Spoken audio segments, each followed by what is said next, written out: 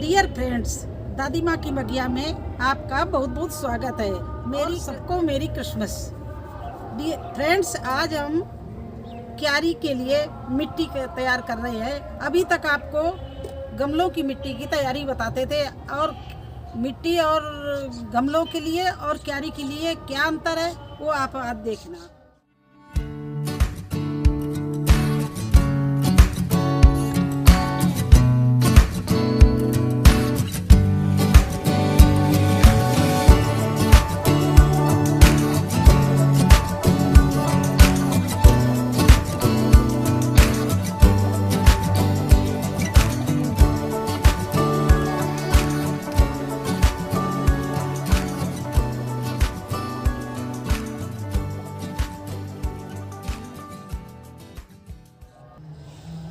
ये देखिए, ये गार्डन सॉइल है।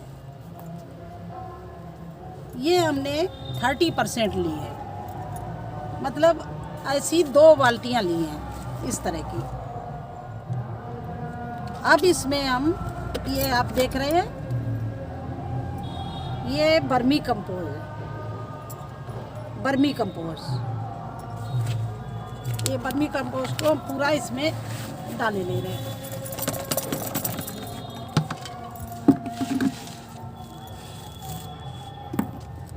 ये काऊ डंग, ये देखिए कितनी अच्छी काऊ डंग। इसको भी उसी हिसाब से 1 बाल्टी, और 10% हम, ये है कोकोपीट, नारियल का छिलके का भूरा कोकोपीट। ये इसलिए डाल रहे हैं कि इससे मिट्टी मुलायम रहती है, पोला रहती है, जिससे हमारे जो पौधे लगाते हैं उनकी रूट्स फैलने में आसानी से फैल जाती है इसकी वजह से, और हवा का आना जाना। दूसरी बात है, अगर पानी किसी समय भूल भी जाओ अगर आप पौधों में डाल लेंगे तो गर्मियों में ये इसमें नमी बनी रहती है और पौधा सूखता नहीं है, और इससे पौधे की रूट्स बहुत अच्छे से बढ़ती है। तो ये कोकोपीट डाल ली।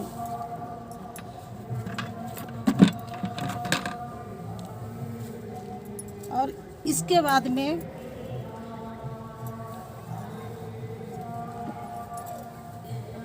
ये पड़ गया। अब इसके बाद में ये देखिए, ये बोन मील है। इस गमले में हम जब गमले की मिट्टी बनाना और क्यारी की मिट्टी बनाने में बहुत अंतर है। उस कम से कम 20 गमलों की मिट्टी एक क्यारी में आ जाती है। और इसको आप इस पूरे वीडियो को देखना। इसके बाद में ये पार्ट 1 है। पार्ट 2 मैं इसको कैसे भरूंगी गमले को, ये देखिए मेरी क्यारियाँ, जो इतनी बड़ी बड़ी क्यारियाँ कैसे भरी जाती है। तो ऐसी न्यू क्यारी हम बनाने जा रहे हैं। उसके लिए आपको हमने सोचा कि इस बार क्यारी भरना भी, अभी तक तो गमला भरना ही आपको बताते थे, अब हम आज आपको क्यारी भरना। ये कि अगर आप देखेंगे और सीखेंगे तो बहुत बेनिफिट में रहेंगे, क्योंकि क्या गमलों में जो पौधा और क्यारी में पौधे में अंतर होता है। गमले में उसको लिमिटेड मिट्टी मिलती है, उसकी रूट फैलने के लिए जगह कम मिलती है, और क्यारी में आप पौधा इतनी विकसित होता है जल्दी, क्योंकि उसकी रूट चारों तरफ फैल जाती है, और पौधे में जितनी पौष्टिक तत्व होते हैं वो भी अधिक मिलते हैं, क्योंकि ये मिट्टी 4 गुना ज़्यादा उससे होती गमले से। इसमें आप बड़े पौधे, बेल वाले भी पौधे लगा सकते हैं। जैसे अभी सीजन आ रहा उसका तरबूज का, खरबूजा का, और टिंडे का, करेले का, तोरई के आगे आगे। तो ये क्यारियों में बहुत अच्छे चलते हैं पौधे, क्योंकि इनको इनफ जगह मिल जाती है। तो ये आपके लिए आगे बहुत बेनिफिट रहेगा अगर आप गमले की जगह क्यारी बना लें। 10 गमले रखेंगे तब भी आपको उतना फ़ायदा नहीं जितना एक क्यारी में आपको मिलता है, क्योंकि क्यारी में गहराई बहुत हो जाती है, चौड़ाई भी बहुत होती है। तो बेल वाले पौधे हैं, इनको काफ़ी मिट्टी चाहिए फैलने के लिए। तो ये आधा किलो मैंने इतने में 1 किलो डाल दिया अभी नीम खली, और अब डाल रहे हैं हम इसमें बोन मील। आधा किलो बोन मील डालेंगे और 1 किलो हमने नीम खली डाल दी है। ये नीम खली आप बता चुके किस लिए डाली जाती है। नीम खली इसलिए डाली जाती है कि कोई जैसे मिलीबग वगैरह है और कीड़े मकोड़े हैं, चींटियाँ हैं, तो नीम की खली से नहीं लगते हैं। और ये बोन मील जो होती है ये खाद होती है और अच्छी खाद होती है। ये मछली की और जानवरों की हड्डी का चूरा होता है। जो लोग ना डालना चाहें ना डालें, लेकिन अगर डालना चाहें तो आप डाल भी सकते हैं इसको।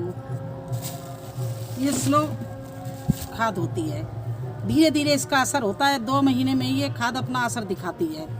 तो ये हो गया नीम खली हो गया और बोन मील हो गया। अब ये हम आपको दिखा रहे हैं ये भुजा हुआ चूना।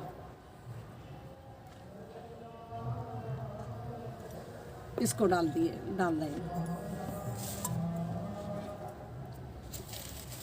ये डाल रहे हैं हम आपको इसलिए कि कैल्शियम की कमी ना होने पाए, पौधा पीला ना पड़ने पाए, क्योंकि कैल्शियम की कमी होती है तब भी पनप नहीं पाता पौधा और मुरझाने लगता है। ये कैल्शियम डाल दिया।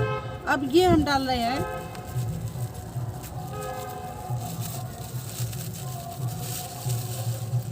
ये हम 100 ग्राम पोटास डाल रहे हैं। ये बहुत अच्छी खाद है फूल और फल के लिए। इसको बाद में भी जब मिर्ची में फूल आते हैं, टमाटर में फूल आते हैं, तब भी हम थोड़ा इसको इसमें नीम खली मिला के डालते हैं गुड़ाई करके। इससे फूल आने में, पौधे में और फल आने में बहुत ये सहयोग करती है। ये पोटेशियम देती है। अब हम इसके बाद में ये डाल रहे हैं लकड़ी की राख। ये भी बहुत अच्छी खाद है और ये इसके वजह से चींटियां नहीं अपना प्रकोप दिखा पाती हैं। लकड़ी की राख तो इतनी अच्छी खाद है कि आप जिस समय टमाटर में या सेम में वो काले काले से लग जाते हैं कीड़े और इसको डालते हैं तो वो अपने आप मर जाते हैं।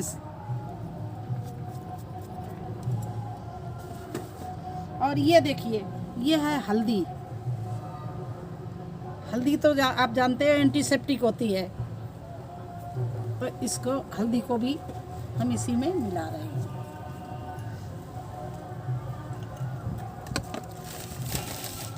अब ये सारा हम मिलाएंगे।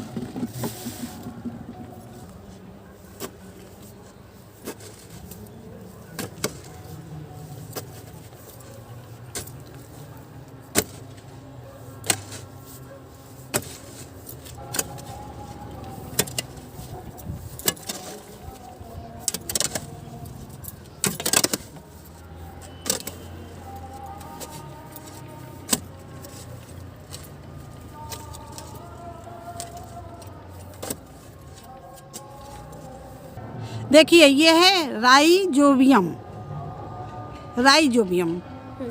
और ये हमारा बेस्ट डिकम्पोजर का घोल रखा है। अब इसमें हम ये डाल रहे हैं क्योंकि हमें मिट्टी थोड़े गीले करके 2-3 दिन के लिए छोड़नी पड़ेगी, क्योंकि मिट्टी और खादों का जो टेम्परेचर है वो थोड़ा चेंज हो जाए, नहीं तो पौधे की जड़ और पौधा जल जाएगा। ये है अप्सा 80। ये एम्बे से मैंने मंगाया था। वैसे अमेज़न से भी मिल जाता है ये। इसको भी हम डाल रहे हैं। थोड़ा हम गीला फर्टिलाइजर डालते हैं मिट्टी बनाते समय। और ये है 18। इसमें सब कुछ होता है। न्यूट्रिशन, फास्फोरस, कैल्शियम, सारा कुछ होता है। ये घुलनशील होता है तो ये मिट्टी पानी में घोल के डाला जाता है मिट्टी में।